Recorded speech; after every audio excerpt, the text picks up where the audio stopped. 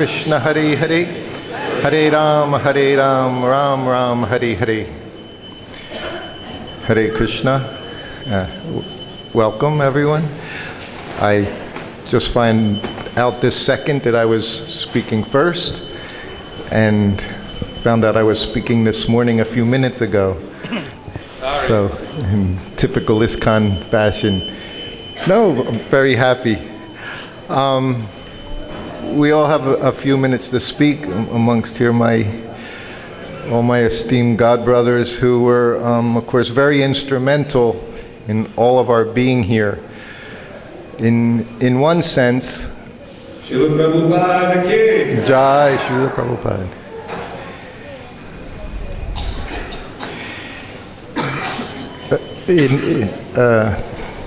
In one way, I'm the least qualified to speak because I was always here as Srila Prabhupada's servant. And in that capacity, I was always in his quarters, mostly in the servants' quarters, and knew very little about what was going on in regards to this temple being built. Other than when Prabhupada would ring his bell and numerous times say, "Call Surab, bring Surab, where's Surab?" This I heard many times, and Gurnarnava and others who would come in the room, and Prabhupada would deliver at that time the hot sauce, you know. It was not so much, as Gurnarnava will tell you, it wasn't the roses part, you know, it was Prabhupada, the thunderbolt, yes, it was the thunderbolt side of Srila Prabhupada. I first started traveling with him in August of '72, and all the way up until, off and on, up until the summer of 1975. So I was here with him in this temple when his room was ready, 90% ready to live in. That was in August of 1974. And then again I was here for the opening on Ram Navami of 1975. And in my time with Srila Prabhupada coming to India, which happened right away in 1972, there were two projects that I saw meant so much to Srila Prabhupada, and he worked so much for. One of those projects was Juhu, the Juhu temple, and Radharasa Bahari. I saw Srila Prabhupada daily over the course of years fight to establish that temple for their lordships. And as when I go there, I tell them there's no other temple in ISKCON that Prabhupada fought so hard to develop than the Juhu temple. And those of you who know the history, you'll understand that. And the other place I saw Prabhupada do hands-on was Vrindavan temple. Traveling all over the world, whatever would go on in New Dwarka, they changed temple rooms all over in the US, they might do this and that, and even within India, traveling to different places. Prabhupada seemed to be in his room, he would give his morning classes, take his morning walks, and he didn't get personally involved to such an extent as he did here in Vrindavan, to minute details, to everything that was going on in this temple. What you see here was Prabhupada's vision manifest. You know, morning walks from that time would consist of him going up and down. At that time it was Chittakara Road. Chittakara Road at that time, you know. And it was a deserted road, just a dirt road like everywhere here in Vrindavan. And then he would come back and start walking around, and then he would say, this has to be done, this has to be done, why isn't this done? And of course there was always the constant, they're just stealing from you, you know, the locals, the people working, you know, they see you Westerners and they're just, wait, how much is this costing, how much is this costing? And it was never, that's good, it was never a good amount. No matter what you said, they're cheating you. We were always being cheated. But he took so much care in seeing this place develop. It was Vrindavan. This is his temple in Vrindavan for the coming thousands of years. And he wanted that everything was first class. So going back initially, when I came here to Krishna Balaram Mandir in Prabhupada's quarters was 1974. So it was about 9 months, August 1974, before the temple was opened. And of course they wanted to have the opening originally, I guess, was John Mastami, 74. So of course that was obvious when he came, that wasn't happening. And he expressed his dissatisfaction. We could never do anything fast enough. No matter how fast it was done, you could never do anything fast enough for Srila Prabhupada. And at the same time, with quality. So we wanted all of these things. Now, you can imagine, even now, how difficult it is to accomplish things in some ways in India.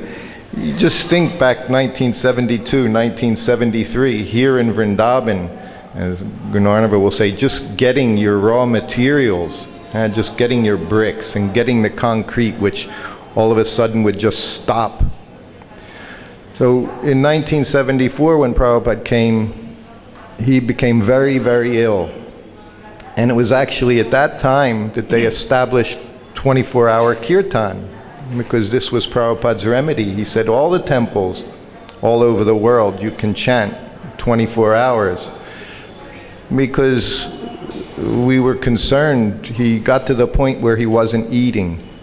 He wasn't just taking a little water each day. This went on for weeks. So myself, I was here, Brahmananda was here with Prabhupada as his secretary at that time. And I would literally have to carry him. I would put my hands under his shoulders and bring him in the bathroom, bring him out of the bathroom, put him back in the bed. So this went on for a few weeks. But at the same time, he was still managing what was going on here in the temple. And it was at that time that the cement stopped coming. So construction stopped. No cement, there's no construction. It's simple. And one politician, some government official, made arrangements to again get the flow of concrete back in. Right? You remember this? Yeah. So he came to the temple. Now Prabhupada hadn't been out of his room for over a week. He hadn't eaten, and he had fever, very, very high fever. But anyway, because this man was coming, this government official, Prabhupada, this area was all here. Nothing was finished, but the basic structure was there. So Prabhupada wanted to come into the temple to greet him and to speak. And that day, and it was the only day I ever did it, and because Prabhupada was very weak, and he said to me, he said, you have to shave me. Now, you see Srila Prabhupada here in his Murti form, with a razor, which was, we're talking 73, it was just a regular Sikh two-sided razor. He wanted me to shave his face. So I did. And of course, he just looked at me and said, be careful. And I'm like, with a razor, and I'm like, yes, Prabhupada, And I shaved his face. Because that was the other thing. Prabhupada, if you were going to make an entrance amongst devotees, you had to look proper. You had to be proper Vaishnava. So even he hadn't shaved for days, he was in his room. That was the first thing. He shaved, we took him into the bathroom, bathed him. He came back out, and everything, I'm literally carrying him to do these things. And then he sat down, and he put his own tilak on, and I had to leave the room. And I went and did something, and I came back in after a few minutes. And I offered obeisances, and he was just sitting up in bed, and he looked so frail and helpless, And I offered obeisances, and I sat up, and he looked at me, and he said, do I have tilak on? And I just thought, where is he? Where is Srila Prabhupada? And I just said, yes, Prabhupada, you put it on. He said, okay. He said, let's go.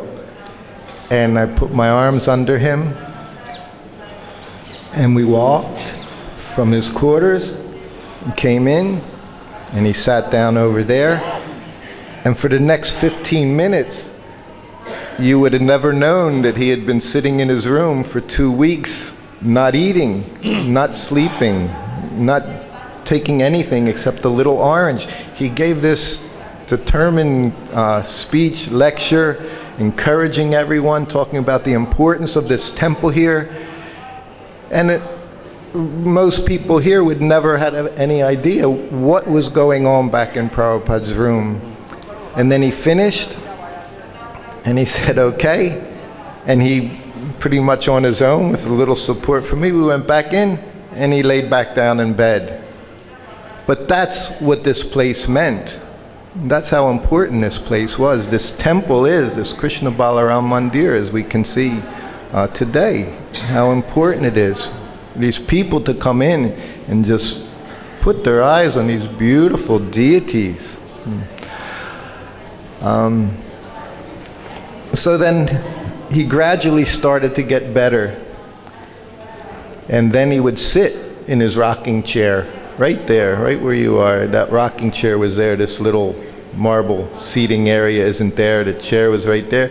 He would sit, come out every evening, and he would listen to his disciples give class. And you can imagine, talk about pressure, giving class with Srila Prabhupada sitting off in the side. You're doing it again. Yes, and I always feel that pressure as well. You can only pray to Prabhupada that you could speak something. And he would listen to his young disciples, I thought they were, old disciples. In 1974, so many of them had been around for 7-8 years. So they were very old disciples at that time. They were very senior. Of course, we were all young. And he would listen. Sometimes he'd just shake his head and be chanting. He was quiet. And one evening, he's listening, and the person was going on, and it was turned into a very political type class. It wasn't so much from Shastra, from Bhagavad Gita, but it turned into a local, present day ISKCON type thing, complaining, and Prabhupada had said, tell them class should be just half an hour. So I went up, and I said, Prabhupada said, time out, class should just be half an hour. So he stopped. I came back down, and Prabhupada said, oh, okay. So then the next night, another devotee, another sannyasi, and again, class, I don't know what it was based on, And Prabhupada's shaking his head, and he's looking at me. I could see he was getting ready to say something. And then Maharaj said, Srila Prabhupada ki jai, and he ended the class. And Prabhupada looked and smiled. He said, at least it was half an hour. So in every way possible, he just tolerated all our foolishness, all our immaturity, all our mistakes, because he knew we were sincerely trying to serve him and do what we could. And he had great appreciation for that. So then, anyway, there's so much I could say, but I shouldn't at this time. Maybe this evening we'll talk some more. I can tell you other things. But then it went to 1975, and Prabhupada came back for the opening. And what was really wonderful was, of course, Prabhupada had his leaders, his top men that he counted on, his GBC, all his GBC men. And he brought them all in, not even together, because Prabhupada was not one for meetings, big meetings. He just liked to tell you what to do, and you go do it. That was the end of the meeting. He had the just do it mentality, just say, do this, do that. And the leaders meant he didn't have to baby. He just tell you, just go do this is right, this is wrong. So he had all of them come in, and he gave every one of them just like Panchagota Prabhu, there's so many departments here, 30-something departments. Anyway, there were departments. So he had one devotee, Bhavananda, he was in charge of cleaning. There was no one better for that. Prabhupada said that management meant good cleaning. So he was the best. And from Mayapur, we could see that to this day. So Prabhupada had him in charge of making everything very nice. Another person he put in charge of guests, making sure that the guests meant his disciples, that they all had a nice place. He knew we were Westerners, and some, like of course Gunarnava and the others here, they tolerated so many austerities while here in India during that time. But he knew those that were coming to visit, he wanted them to have a nice facility, and he wanted them to have first-class prasadam. And he stressed these things, all to the different people. Jayatirtha was there for deity worship, and others. But each one, he placed them because to Prabhupada, they were his top men he could count on to see that everything was carried out, because he wanted everything done perfectly here, as perfect as possible in Vrindavan, because this was Prabhupada's home. This temple, Prabhupada built. He built all the temples, but this temple Prabhupada built with his own hands.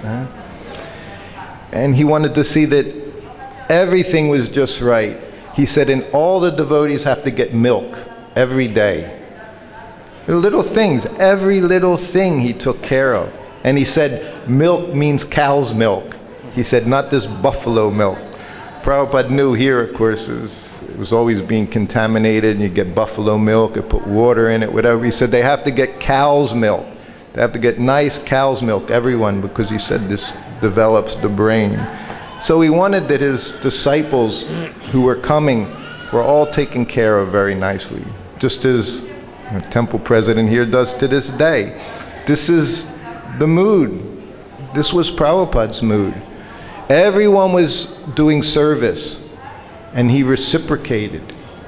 This is something, myself, I know very well how much Srila Prabhupada reciprocated for our service, because he did it all the time with me. It was embarrassing the way Prabhupada would take care of me, just because I was doing a little something here and there. He took care of everything. He made sure. In '74, after he started to get better, I developed malaria for the third time. And I was always so sick in India, and I went to Prabhupada and said I wanted to leave. And I was so afraid. And he looked at me and he said, yes, by all means. He said, go to America, he said, and become healthy. He said, we'll be there next month. He said, but you go and recover. He said, I would be dead if it wasn't for you, because I had been taking care of him, supposedly, but taking care of him while he was sick. He said, if not for you, I would have died. He said, how couldn't I help you? He said, by all means you go. And this was right under the tamal tree. So then all night long I was thinking, I'm sitting here in Vrindavan with Srila Prabhupada. I'm out of my mind. So the next night we're sitting here, and I said, Prabhupada, I said, I'm not going to go. I said, I want to stay. And he looked at me with a very compassionate smile and said, very nice. He said, and because, he said, you surrendered to Krishna, he said, all your necessities will be taken care of. He said, whatever you need. And I thought, I always thought, that's our philosophy, and I didn't see it as practical, that it was very practical.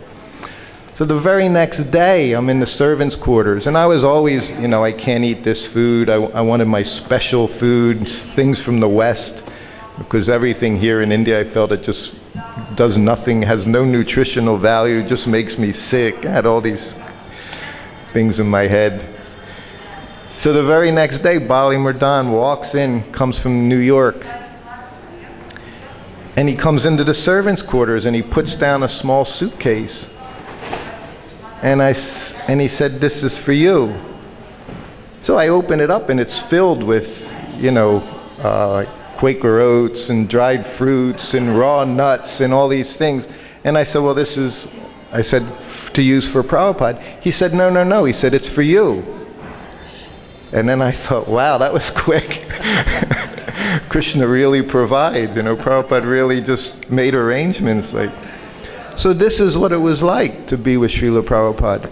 And this is why these devotees here could tolerate very austere conditions just to try to satisfy Srila Prabhupada.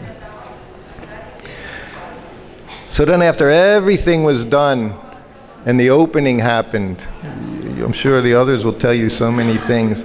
I remember that the very next day, the morning walk up and down Chittakara Road, and we're coming back, and it's a beautiful temple, amazing temple, all with the marble dust, and very pastel pink and pastel blue, all the pillars, everything was just beautiful. The doors, brand new doors, everything opened, little fountains were there, and the deities, and Prabhupada, his temple, his home, Krishna Balaram Mandir. And we're coming right along here, and Tamal Krishna Maharaj said, "Prabhupada," he said, "Sarabi has done such a nice service, such a beautiful temple." And Prabhupada laughed. He said, "Yes, everyone is telling me, Sarabi has done so nice, Sarabi has done." He said, "But all I do is chastise him." And Sarabi was also on the morning walk. He said, and he did. Unbelievable what I saw happen in Prabhupada's room. He says, "All I do is chastise him." He said, "But that's my duty." And when he said that, because I actually felt very bad for Sarab, because Prabhupada no one was sleeping. None of these devotees were sleeping. A few hours here and there. It was a mad rush to complete this temple for Srila Prabhupada's satisfaction. It was amazing things. But when he said just that one thing, everything just came into place. And I'm sure for all of us, for Sarab and the others, they felt such satisfaction, because Prabhupada was so happy. As he is now, to this day, such beautiful. When I come here, I'm always amazed. It just gets nicer and nicer, better and better. Bernardo and I were just looking at everything. It's just a beautiful temple. So I'll stop here for now. I hope to get an opportunity to speak a little more later on this evening. Thank you very much. Hare Krishna, Srila Prabhupada Ki Jai. I'd like to thank Srila Kirti Prabhu. He's always very encouraging, and I feel fortunate to have association, because having close association with Srila Prabhupada and serving Prabhupada, he has a feeling of the mood of Srila Prabhupada, and also the importance of this Krishna Balaram Mandir. And so we'd like to also ask Vinarnava Prabhu, who is really in the midst of the fireworks and also working with Sarabi, taking on the challenge of completing this temple, which was a difficult challenge. And so it's always very encouraging to hear from those devotees who were personally present during the battle. Vinarnava Prabhu. Amagyana timarandasya Gyana Gyana Salakaya Chakshusha Militam Yena Tasmai Shri Gurave Namaha.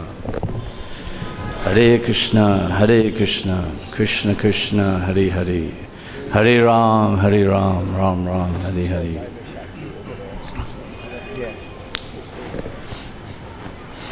So, Chaitanya Mahaprabhu, he sent his disciples, the 6 Goswamis, to Vrindavan. So the Goswamis could rediscover In other words, clear the layers and revigorate the holy Dham, Vrindavan, to the whole world. And they built temples, as we know. The Goswamis' temples are here. They wrote many books. And if you look our line, Evam Parampara Praptam, Bhaktivinoda Thakur, even he discovered the real birthplace of Lord Chaitanya Mahaprabhu. So Srila Prabhupada, it's called a lifetime in preparation. And he spent, I think it was 6-7 years, in Vrindavan, preparing to go out into the Western world. And he had many plans, and very little time to execute all of those plans. So, if I can say it like this, the default was intense and everything has to be done yesterday. So Srila Prabhupada, he came to the West to assemble his army. He requested his godbrothers and different senior Vaishnavas that were living in Vrindavan, but no one wanted to go. So finally, he got a passage on the Jaladuta and he came. And it wasn't a comfortable passenger ship, you know, like these passenger ships that they have today. It's ridiculous, you know. They're like cities, they're like little townships going across the water with every so-called material comfort you can get. When Srila Prabhupada came to the West, he came on a cargo ship.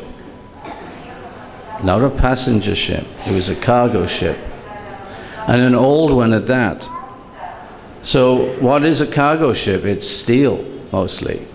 Very uncomfortable. It's not meant for people sitting. It's meant for cargo to be stored. So Prabhupada came and he planted seeds in people's hearts. And some of those people were requested to come back to execute one of his biggest plans. And that was to establish 3 very big centers in India. Mayapur, his place of worship. Prabhupada considered Mayapur his place of worship. On Bombay, he was considered his office. And of course, Vrindavan, his home. This was Srila Prabhupada's home. And he had the desire, just like the Goswamis, just like Bhaktivinoda Thakur, Prabhupada's desire was to manifest again the pastimes of Krishna Balaram to the whole world. And he did this by building the Krishna Balaram temple. And how lucky we all are today.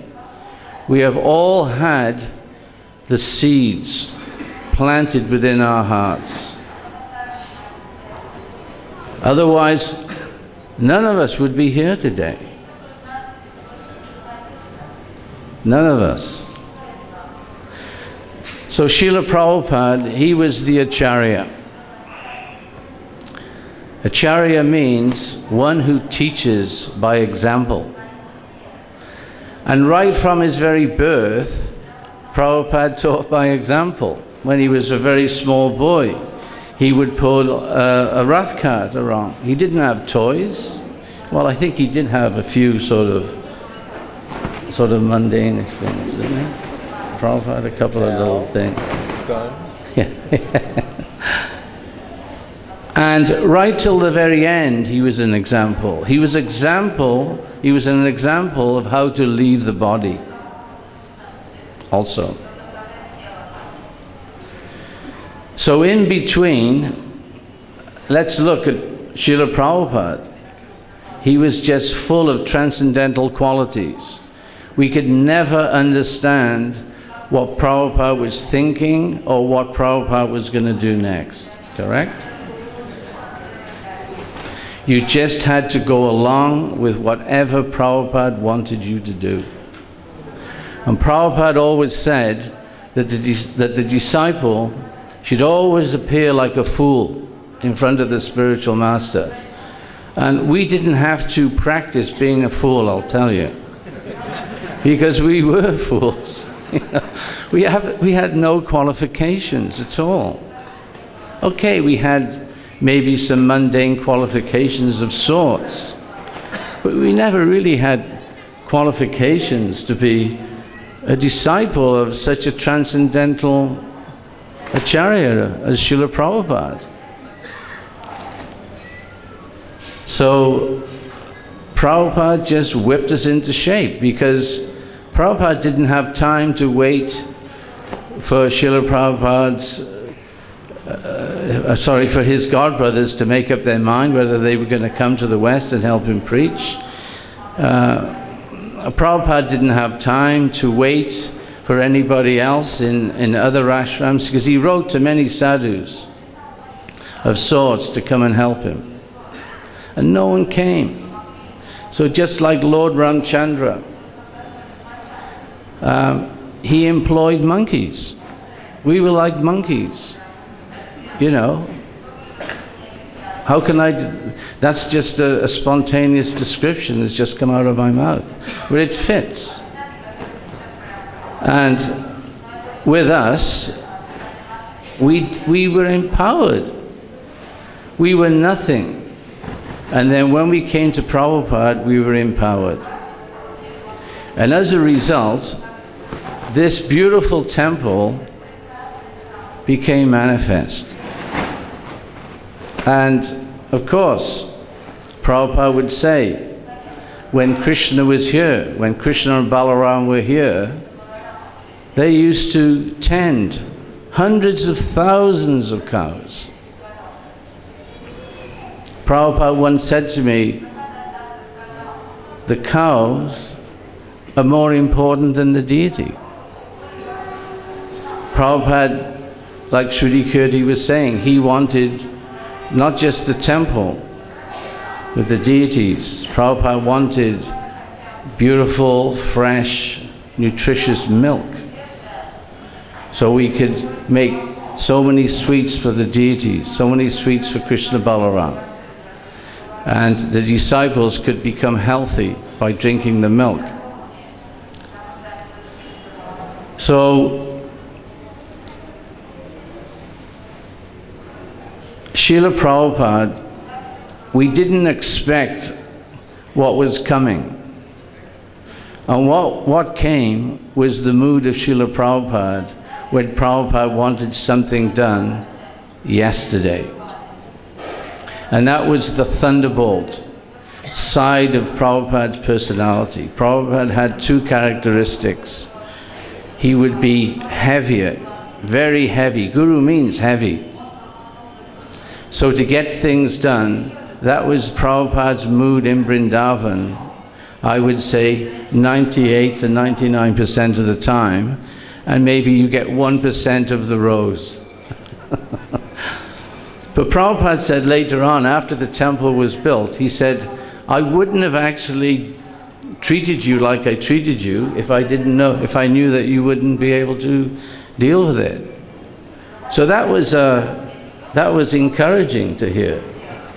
And Prabhupada said that was my real mercy. He says, I can be nice to anybody. Being nice is easy. But to treat you the way I did was very difficult. But we needed things to be done. And done they were. And Srila Prabhupada, I never forget this day. And maybe you know about this one.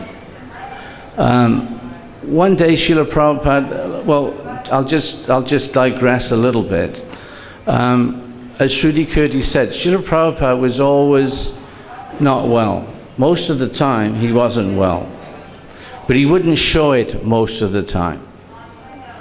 And this one time Srila Prabhupada came out of his quarters where he was staying. And there was only a small group of us there at the time in Vrindavan. And he said,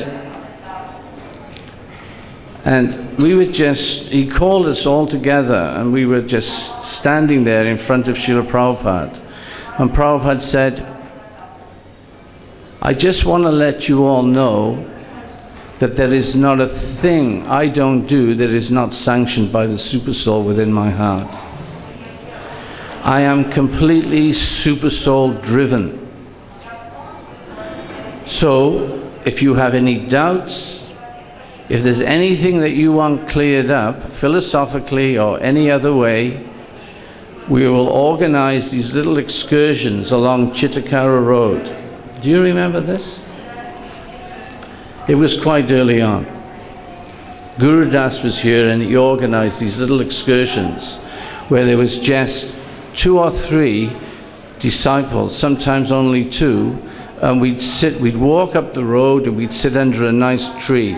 Prabhupada would pick a place and we would sit with Prabhupada and we would talk philosophy with Srila Prabhupada, or we would talk about any doubts that one may have within the heart. And Prabhupada, I never forgot that, because Prabhupada was never really explicit about his position. Sometimes Prabhupada would lead a kirtan in Mayapur and he would go into some state. But it was more implicitly done, wasn't it? You kind of noticed it, but there you didn't notice it in a sense. But here's Prabhupada actually speaking, telling us that I'm connected. There's nothing that I don't do. It's not Supersoul sanctioned. So,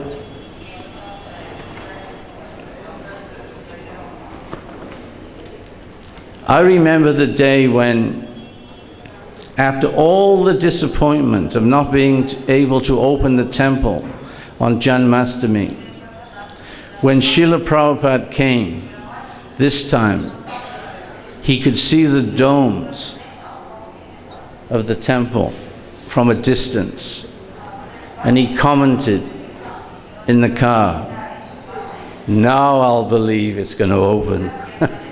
Now I'll believe. So,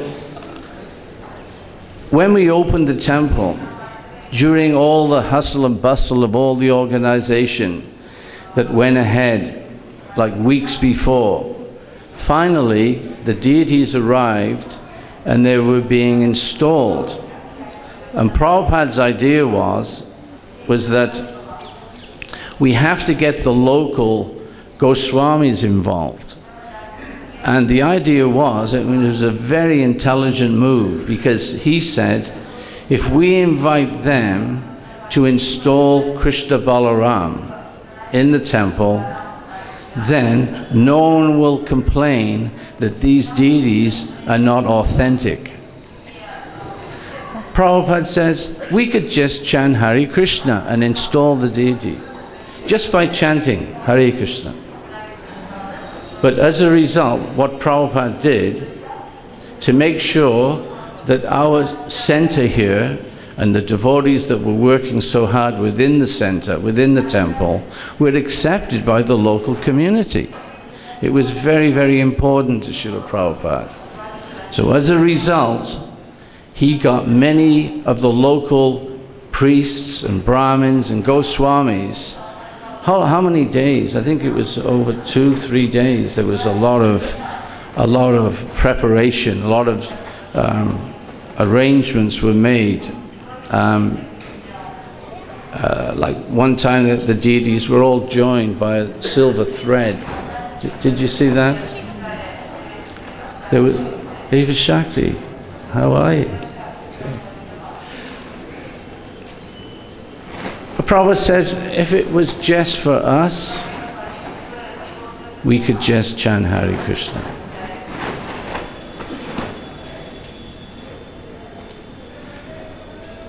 Srila Prabhupada, as I said before, was an acharya. Acharya is to teach by example.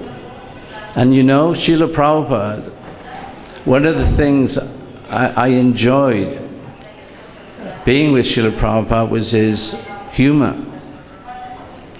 And Prabhupada would exhibit that humor from time to time. And I'd like to share with you a very funny story. There are a few funny stories, but this one's quite funny. And it was a winter's morning, and Srila Prabhupada was arriving early. And when Prabhupada arrived, he had this big, white, fluffy sort of cardigan. Do you remember that cardigan? It was white, and it was very big. And we brought Srila Prabhupada into his rooms for the first time. And we were hoping that Prabhupada could live in the house. It was his first house in ISKCON. And we prepared it because it was still quite damp inside, but we'd made a lot of arrangements. Anyway, layer upon layer was laid on the floor, and finally there were all these very nice white sheets, durries. So I think we crammed about 50, 60 devotees into the house. And there was a kirtan, and it went on and on and on, and everyone's jumping up and down. We were so pleased to see Srila Prabhupada. And at the end of the kirtan, all the white durries, because you know when you walk around in bare feet, your feet get very dirty, or very, whatever you want to call it, soiled. And we were looking at the sheets, and they were all really horrible. You know, they needed to be changed very quickly. There was a lot of Yamuna sand as well. So Srila Prabhupada says, get this mess swept up as soon as possible. And there was a devotee. His name was Charanarvindam. He was a very tall English devotee. He made the lotus pond at the back in Prabhupada's garden. And Charanarvindam said to Prabhupada, Prabhupada, how could you say that this is dirt? This is the dust from the lotus feet of the Vaishnavas that has just been dancing in your room. And we were all thinking, oh my God, you know, like, what a nerve, what a cheek, you know. I wonder what's going to happen to him. What kind of mood is Prabhupada going to produce now? You know? The thunderbolt? I don't think we're going to have a rose, you know. But all of a sudden, Srila Prabhupada said, just see, I'm thinking it's dirt, and he's thinking the lotus feet of the Vaishnavas, the dust from the lotus feet of the Vaishnavas. Just see his vision. It's wonderful. Anyway, clean up this dirt as soon as possible.